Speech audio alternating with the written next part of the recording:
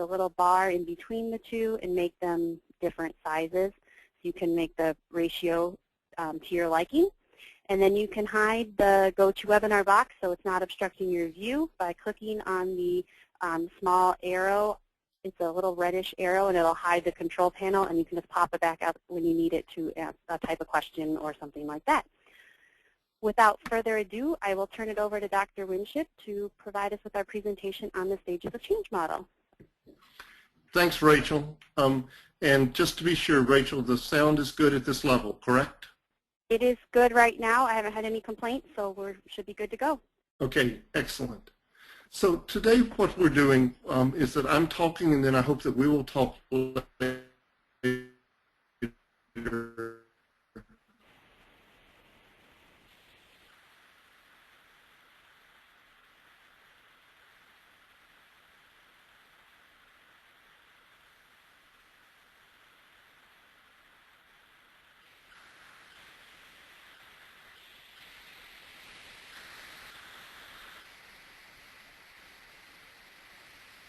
Dr. Winship, we're having some audio issues. I think we froze up.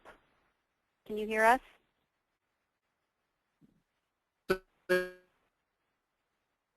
I'm not sure. Maybe it's the webcam.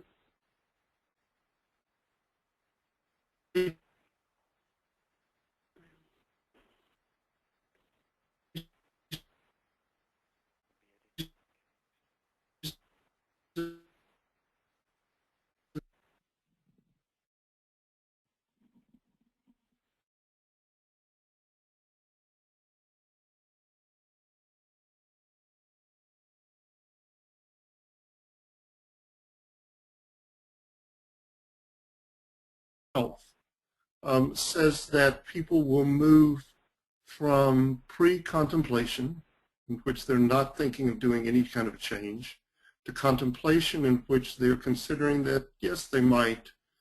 Preparation, also called determination, in which they would start making plans to change. The action stage, once that goals have been reached, it's maintenance. And it also assumes that that people will relapse, or they'll stop working a program that they're working, and things can cycle back again. It's not a linear model at all.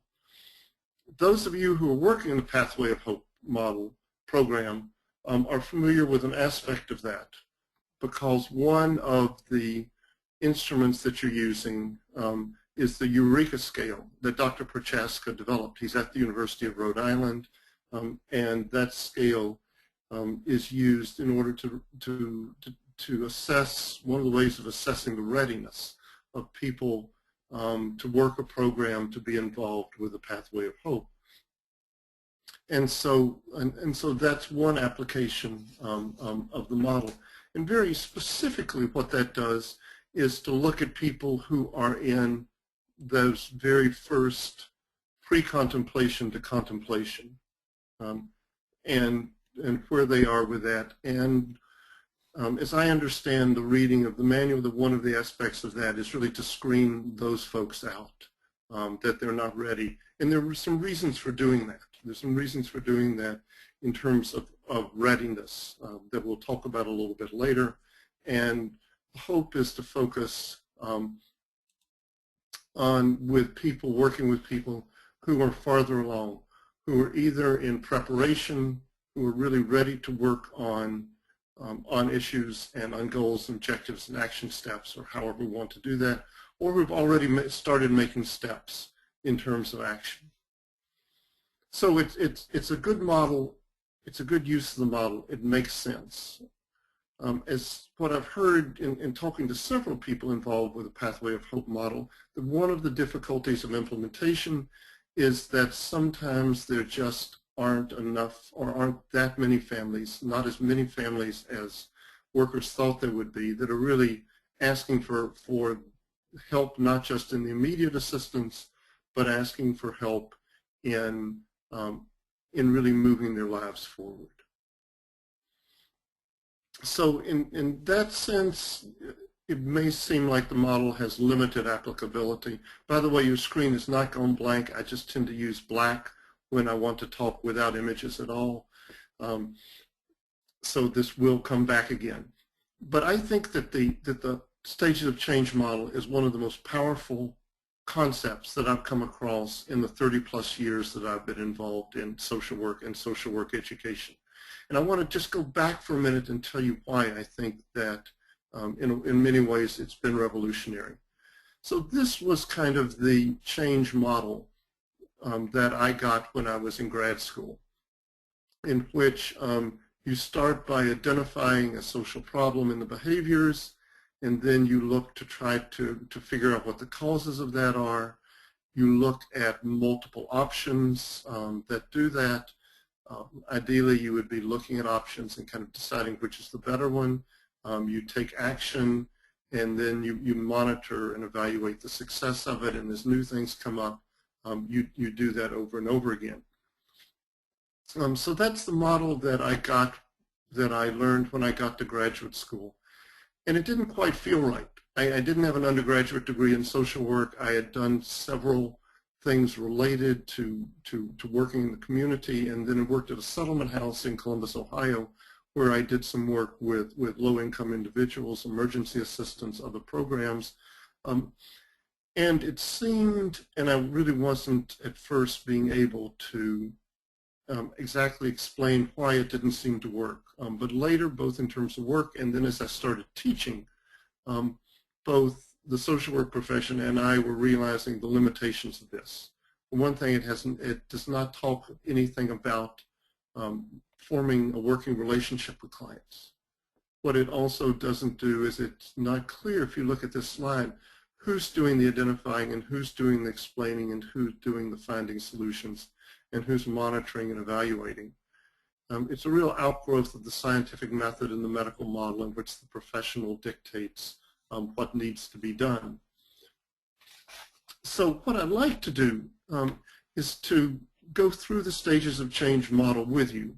And then as we do that, to really kind of look at what are some of the other applications of this to working with people in emergency assistance and in the Pathway program. So we start with the issue of pre-contemplation to contemplation. And the question about, because people don't change very much.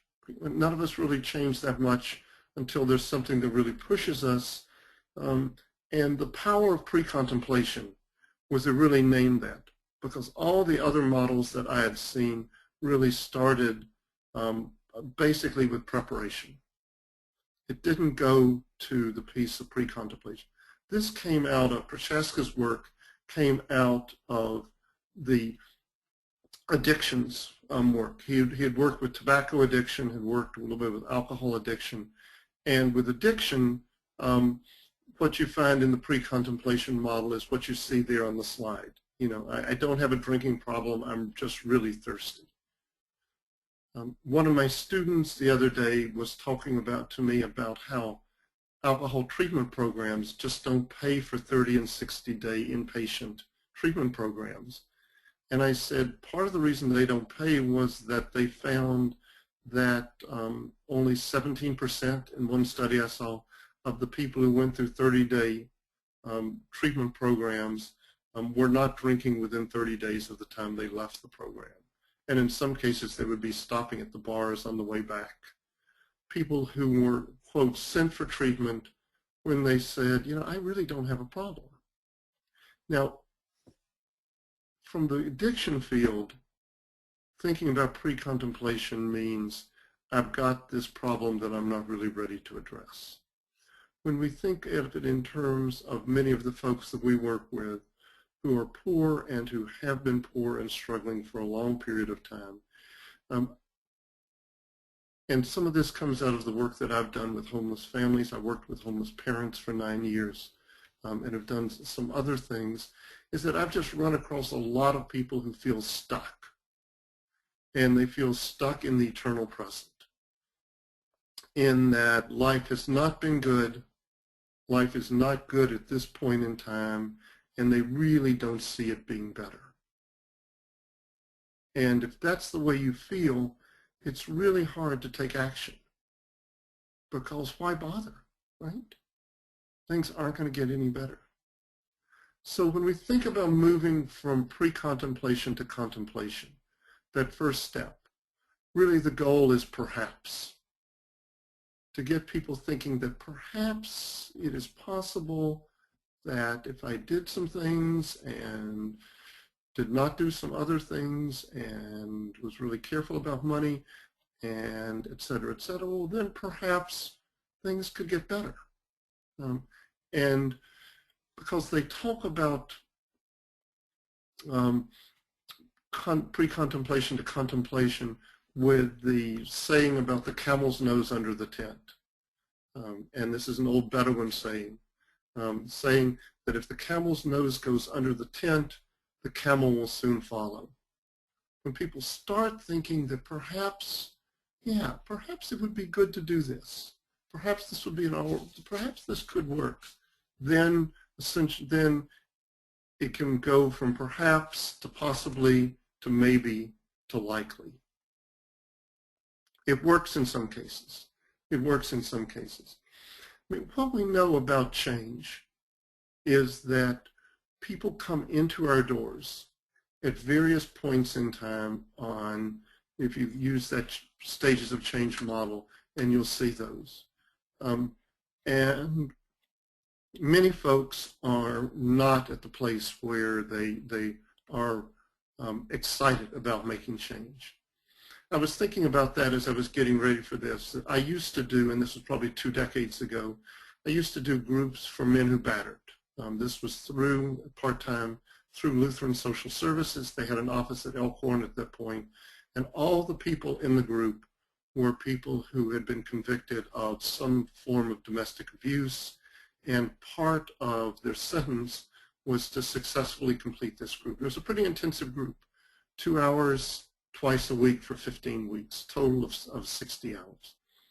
And in most cases, we were working with men largely high school educated, working in factories, lower middle class, working class, rarely in trouble, maybe a disorderly when they were 18 years old, and had got into a fight and had hit and or hurt their wife or girlfriend, been arrested, and this was part of their punishment. And if they could successfully finish this course, often this was the last thing so they could get off the paper, would not have to see a probation officer again. But many of those just think that they really hadn't really done anything wrong, she just slipped and fell, etc. I had this one guy, and I want to tell you about Randy. It's not his real name.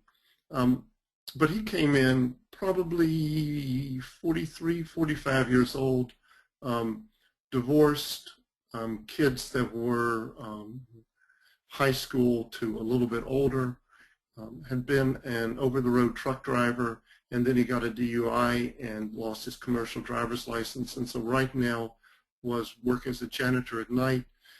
And the woman that he was in a relationship with, and they had an 18-month-old, and he couldn't see him because of the, there was a restraining order related to domestic violence, and he said that if he completed the course, it was likely he'd get the restraining order off, and he really wanted to spend time with that kid, with the woman, but I think especially he just really wanted them to be a family. He had said, I really screwed up the first time as a father. I was on the road, and when I was home, I was really out with my buddies drinking. He had stopped drinking about a year before, was going to AA. He was ready. He was in that preparation on the very stage of action. But most folks aren't there. But many folks who are in that preparation stage are still, it's not immediate, and it's not absolutely clear that they're going to put forth the effort to be successful. And so you ask the question, why?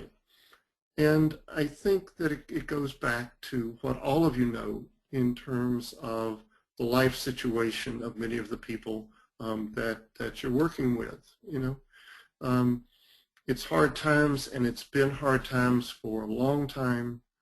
There's some pretty definitive research about the impact of long-term stress on the immune system, on the propensity to be depressed, on one's decision-making in general.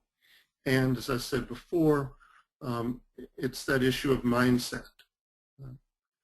From the point of view of many social workers, people who do crisis work, the clients for whom everything is, which life has been pretty good, they've been pretty successful, and then a series of bad events and bad choices happens, and they're really down on their luck.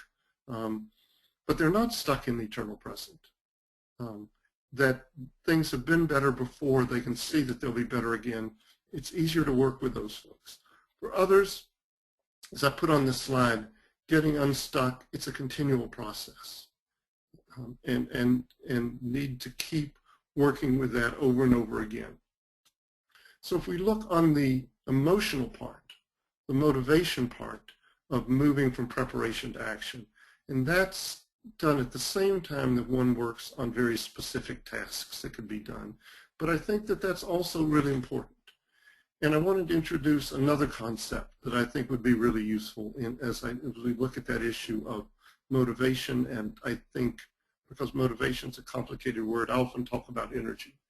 And that comes from Victor Vroom and Vroom's expectancy theory about trying to see connections and possibilities.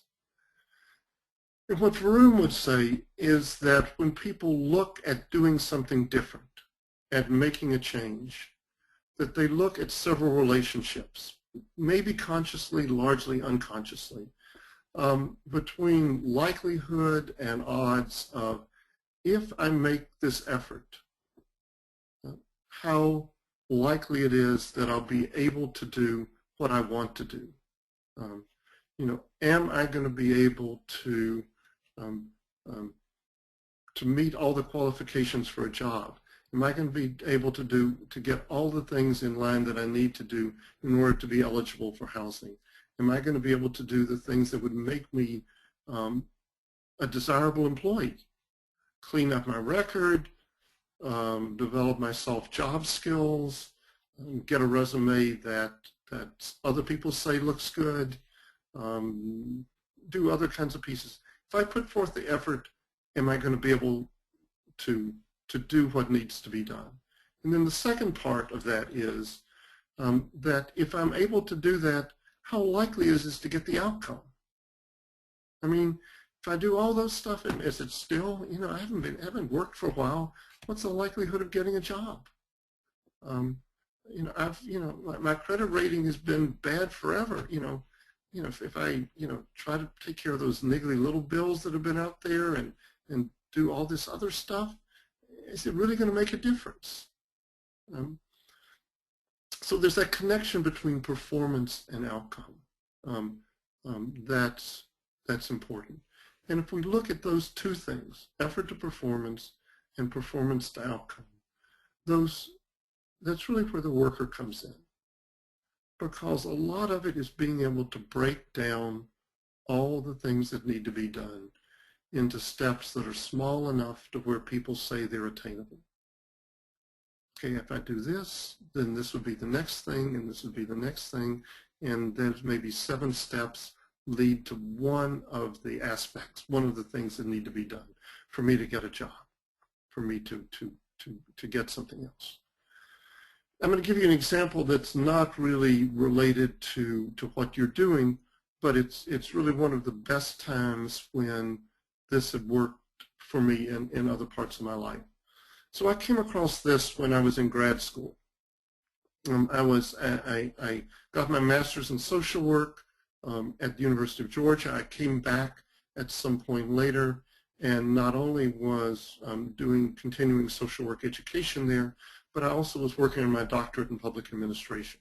And that's where I came across Victor Vroom's theory. Now, one of the faculty members at University of Georgia who had actually been my mentor when I was in grad school was a guy named Jim Shimkus, who had former minor league baseball player. He said, I never got above, I never got to the A's in minor league, but had played baseball, had done juvenile delinquency work, had worked, had been a planner for model cities programs way back when there were model cities programs. And then when he started to develop multiple sclerosis, he accepted an offer from University of Georgia to come teach. And during the period of time that I knew Jim, that his multiple sclerosis got worse and worse to where he was using a walker and then using a wheelchair to get around. And still very active and very sharp, but limited mobility. Now, Jim liked sports. And a colleague of mine who told him the Bachelor of Social Work program and said, Jim, come to a basketball game. You know, University of Georgia is playing University of Kentucky. It'll be a great game. And Jim said, oh, I can't do that. And what I did was I spelled out what needed to be done in a lot of steps in terms of we were going to come get him, we were going to pick him up. One of us could drop him off with the other one outside of an entrance, get the wheelchair set up. He would get in the wheelchair. We go in, right inside that there's an elevator. We go up to the 3rd floor. We go down, there's handicapped seating. There's a restroom with a stall that's accessible, that's not too far away. And Jim saw that, okay, we can do that. We can go, I'm sorry, I got ahead of myself. We can make the effort to get to the performance. The performance is the outcome. Break it into small steps. So, but linking effort to performance to outcomes, it only works. It only works when the outcome is something that's really important to the person that you're working with. Because this is a lot of work. It's a lot of work. And I'll come back to that again. But so there is there's that kind of an outcome. Probably not necessarily gold, but something important. So if we go back to the stages of change model, and we go back to that stage between preparation and action. So one of the things that I've talked about is that issue of belief that it's going to make a difference. Belief that it's going to make a difference. But that's not the only thing that gets in the way between preparation and action and reaching goals. Because there's a question, that says why don't people move forward when it seems the obvious choice, right? Life is chaos. It's chaotic for the kids. Kids are moving around. You and your significant other are not getting along, but there's just a whole lot of stress. And if you did things differently, the stress level would go down, and that would be good. And so the question is, well, why do you keep making choices that are really not in your best interest? So I think we ask the question, what are some of the payoffs of behavior that don't seem to make sense? And I'll just give you some examples, just in general. We all know people who don't tell the truth. Clients lie to us. Other people we know will lie to us. And most of the time, they know that eventually it's going to come out. But there seems to be some payoff in doing that. We all know people who eat too much.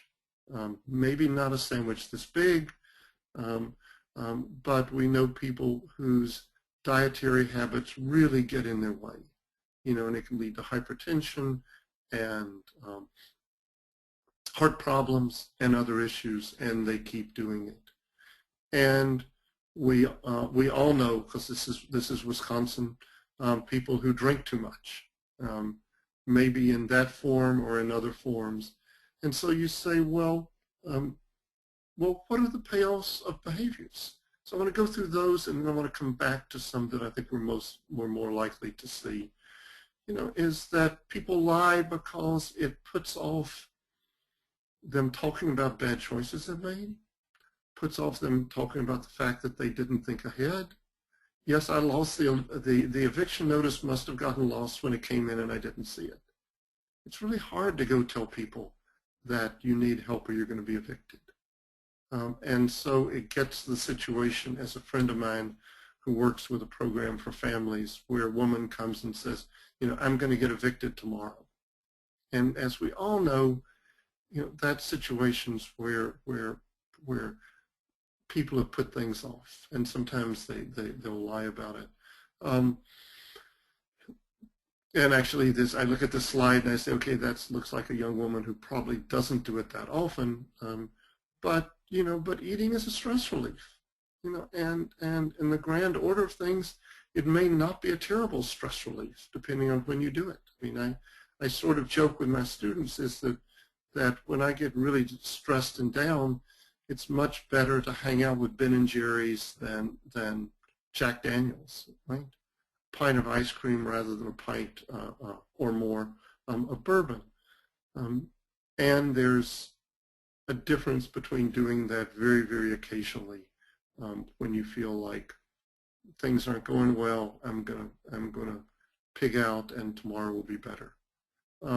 People drink too much because it's escape, and they drink too much because of addiction, and addiction can really get people in their grips.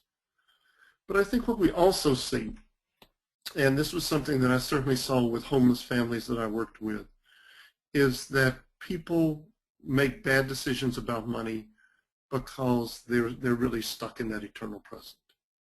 They're really, you know, that, and there is an adrenaline rush about spending money, even if you know that it's going to catch up with you by the middle of the month or the end of the month. But if there's not that much else really going on in your life, the example that's clearest in my mind was a single mom that I worked with at homeless shelter when I was working with parents there. Probably mid-20s, with a 3-year-old daughter. She had been homeless off and on as a child, did not know who the father was, and I think was intoxicated when she had intercourse and conceived the child.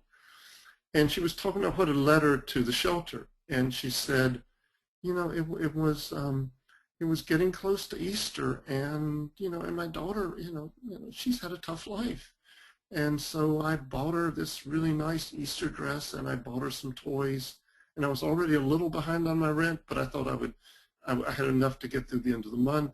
And then there were a couple of days in which my daughter was sick, and so I couldn't go to work, and there's no sick days there. And at the end of the month, I was short, and the landlord just didn't have any more patience. And it was decisions on money that were not good decisions. And in the place where she was, it seemed like a, very risky thing to do, but she did not have other things that she was working toward. So when we look at the stages of change, and I told you I really like this model, there's one piece of it that I don't like, and that's this last stage, the idea that people go around and maybe a couple of times, and then you get to maintenance, and you try to form the kind of habits that will keep you stable. And that's another really important area. We just really don't have time to get into that today. But then you can really exit that cycle to stable behavior. But what I really believe is that one, stable behavior is, it's hard to do. It's hard to get there. When we think about but when we think about that goal at the end, stable behavior is not a pot of gold at the rainbow, right? Stable behavior is something that's kind of be nice to do, but it's not something that people would fight for. It's just like when you think about losing weight, and I want to use losing weight for a couple of different reasons. One, because it's an example about how most of the problems we have, we don't solve, we maintain. You can't say, oh good, I've lost those 10 pounds, I'll never have to worry about them again, right? That doesn't work. They're just waiting to come back. But the other thing is that losing weight is not a very good goal, because it's a really non-negative goal. It doesn't really talk about something that's really important in your life. And so when you're working with people, and this may also be tied into those people working in emergency assistance, you're not pathway families, but they're talking to people, so they're coming in because they need food, because they need help with utilities, and just that sense of telling stories of other families in that situation who have, when they were able to have more stable lives, that their life was less stressful, that there were things that were better about life, that their kids' behavior really improved when the kids weren't worrying about being homeless, that if it was a couple, that the couple, they might be getting along better. Still have to argue about money because there's not enough money, but it may be less crisis oriented. And there are things worth fighting for, and kids are often the things that are worth fighting for.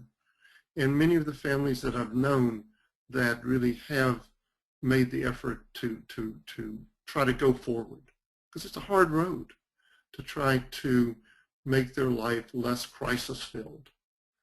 It's because they wanted a better life for their children. And that's something. And also just maybe because you want, because after things being crisis-filled for a while, that people want a life without having to worry about eviction notices. To where if they're not, if you think about homelessness as a cliff and people often are teetering on the cliff and can fall off, well, they still are not going to be 2 blocks away, but there'll be multiple steps back and less likely to have to worry about that the whole time when they're able to get budgeting, when they're able to put some money aside for an emergency account, when they've got the habits that mean holding onto a job is much easier to do. And then I think also, and we don't have time to really get into that today, is the other piece is just developing a sense of hope. Some of that can be faith-based, some of it cannot be, but that idea that life is not stuck here forever, that things can be better, and that working with people that can help you, that things will get better. So that is my take on the stages of change model. And so I'd scheduled this so that there would be time to respond to questions. So what I'm going to try to do is to minimize this, and so that I can, you guys could have seen me that but this way Rachel will be able to answer questions, to funnel questions, and I'll be able to answer those for you. So Rachel, do we have questions? If people want to type in any questions they have, we can get to those. We do have one. Just some suggestions or thoughts about working with couples who are in different stages of the model. That's really hard. That's really hard because that's often the case, and especially the case where there is one person who is intent on going. And my experience is that it may be the case of the other person who really is making some choices that aren't very good choices. And so if possible, it's doing some of that backing up and really talking about the future and talking about what are the shared goals that both people have. Because if we talk about actions, if people talk about actions in terms of shared goals, then that's often better conversations than just talking about is this a better thing to do than that? I don't know if that's clear, but that's really the best perspective on it that I've got.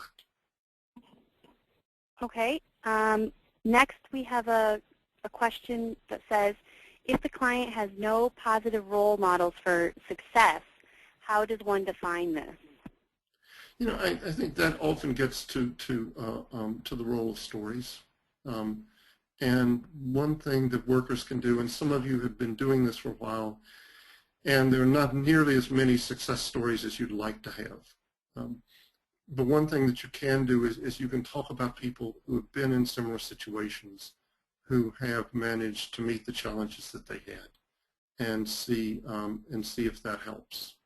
I did a lot of that when I worked with homeless families, because I was in the situation in which I was white, I was male, I'd been married for a long time, had a middle-class job, and had a really stable childhood. I'm incredibly grateful to my parents for what they gave me on that.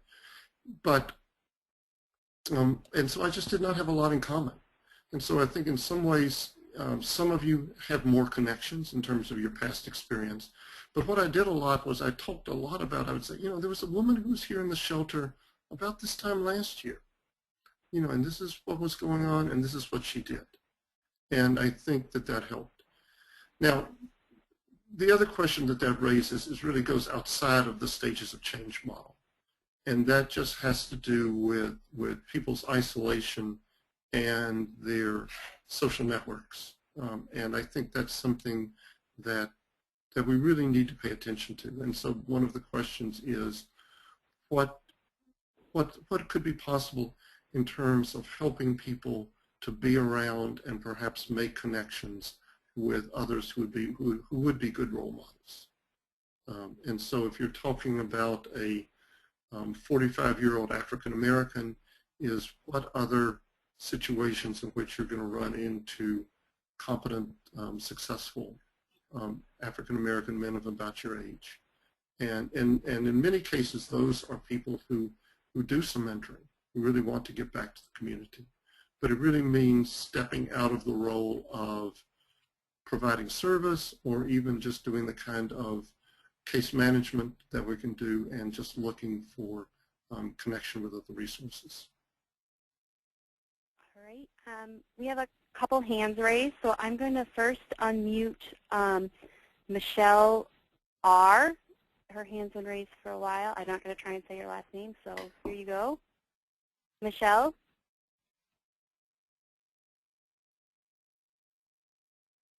Hello. Michelle, did you have a question you wanted to ask? Could you speak up a little bit, please? Yeah, I don't have a question. I'm sorry, I didn't realize my hand was raised. No worries. No problem. All right. Do we have any other? I thought there was another question, but maybe not. One more that came through is, how can we be helpful to motivate families who are in that pre-contemplation stage to move further along? You know, well, I'm going to answer the question, but then I think one of the things that I really hope that comes out of the whole pathway program is that, is that we collect the stories of the workers who are working with families, and when people discover things that work, that those somehow get to Rachel or get to or get somewhere where they can be shared. Because I really believe that in many cases, the way we get better at what we're doing is through trial and error. I know that certainly was the case in my work with individuals and with groups. You try something, it doesn't work. You try something, it doesn't work. You try something, it works some of the time. So you try to do a slightly different version, and it may work a little more often, because nothing works all the time. So I think with families who are in the pre-contemplation, is that talking about long-term issues and talking about things that reduce stress are good things to do, rather, in some cases, than talking about what would be the first steps if you really were in the first steps in working a program with that. Because I think that's the problem with, that's some of the power of this model, is assuming people when pre-contemplation were really farther along. So you're you're trying to engage them on that. You know, there is a, and I've got some of that in the Faith in Action manual with the solution-focused questions. You know, you ask the question, what would it be like if? And ask people to really envision or to think about a future that would be different and better than the one that they've got now. And in some cases that works. You know? And I think that's, and the other piece is just the issue of workers, you know, believing in clients, you know, about seeing strengths and seeing possibilities and pointing those out to people, because in many cases the clients, the people you see, are just not that aware of their areas of strength, of things that they do and could do. All right. We had kind of a similar question, but a little bit of a different spin, is how do you help a client who goes from the action stage back to pre-contemplation? Part of it is saying this is normal, you know? It's the, there's a quote from John Lennon, life is what happens to you while you're planning for the future. I'm trying to remember the name of the social worker. It was a social worker in Milwaukee who would work with individuals who on alcohol treatment. So let me tell you the story, and then I'm going to make the connection to this situation. So this was a guy who had been sober for 8 months, which had been longer than he'd never been sober, and then something happens. He's walking home from work. He goes past a bar. Some of his buddies call him. It's been a long day. He said, well, I can handle this stuff. You know, I'll just have, maybe I'll have half a beer. Well, and goes on a 3-day bender. And then comes back in just really feeling bad about himself. And her reaction was, 8 months, wow. So tell me what you did in that first 3 weeks. You know, how'd you get through that? And then other questions, and 6 months is really hard. How'd you do that? And so some of what they did, what she would do is to help people figure out what they had done that was a piece of moving forward and not doing any blaming, and then just in a very practical way saying, okay, well, if you want this, what's next? What's next? You know, and also just saying that this happens way too often. You know, we're humans. One of the things in which my my view of human nature and my Christian beliefs, you know, really coincide. You know, is that, you know, God made us really imperfect beings. You know, we tend to screw up a lot. The good news on one hand is there's grace, and the good news on the other is that many of the mistakes that people make, you can just get back up on your feet and try again. And I think that often people feel guilt and shame when they've started a process, and then for some reason they're not there anymore. And if their self-esteem is not very good in the first place, it's a way to feel like I'm really just a doofus. You know, I'm never going to do that. And I think there's where the role of the worker is, to try to affirm and just help to get people back on the path, or get people to feel like they want to be back on the path. All right, that's all the questions we've had come through. If anyone has any additional, shoot them through. Rachel, do you have any questions? I don't. I actually already asked one that didn't come through, so I think it was excellent. What I can do really quick is I'm going to change the screen, and if you still have questions, feel free to send them through. But Dr. Winship will be back with us in November. One second. And he will be kind of a follow-up presentation. Hang on. Sorry, my screen's going a little bit funny. Regarding the strengths and hope-based case management. That'll be on November 21st at 1 p.m. Central Time, for those of you who are not in Central Time. And that'll be done through a bit of a different format.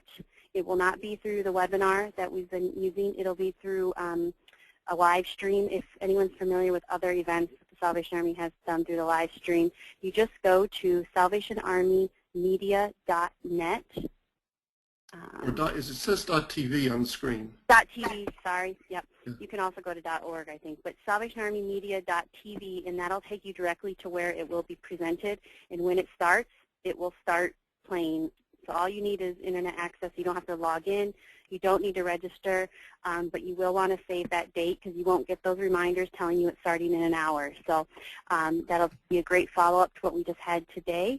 And this will save the date will be emailed with recording to this presentation and the other. That was one of the questions.